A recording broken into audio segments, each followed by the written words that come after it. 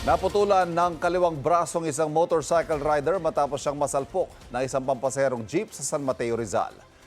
Dead on arrival po siya sa ospital. Tumanggi magbigay ng pahayag ang naarestong jeepney driver at may unang balita si Jomera Presto. Hindi ko akalain na ganun mangyayari sa kanya. Hindi ko, naputol pa yung braso niya eh. Nagluluksa ang 48 anyos na si Jennifer nang mabalitaan na wala na ang kanyang kinakasamang si Leia. Ang 43 anyos na biktima namatay matapos salpukin ng isang pampasaherong jeep ang kanyang motorsiklo sa bahagi ng General Luna Avenue sa San Mateo, Rizal pasado alas 6 kagabi. Sa kuha ng CCTV, may kita ang jeep na biglang nag-counterflow at nasalpok ang biktima. Sa lakas ng impact, naputulan ng kaliwang braso si Leia. Dead on arrival siya sa ospital. Ay kay Jennifer, pauwi na sana si Leia noon galing sa trabaho.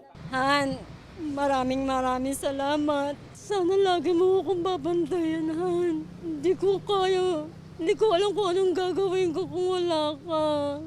Dito mismo sa tapat ng San Mateo Roman Catholic Cemetery, sumalpok ang jeep. Kung mapapansin ninyo, sa lakas ng impact, halos mayupi na itong bahagi ng gate ng sementeryo. Tumagas din ang mga langis na nanggaling mula sa jeep.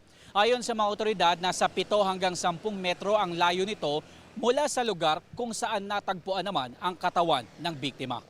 Agad na huli ng mga rumespondeng pulis ang 20 anyos na driver ng jeep. Base sa investigasyon nila, kalalabas lang ng garahe ng jeep at naghahabol ng pasahero kaya pilit umanong umo-overtake sa mga sasakyan.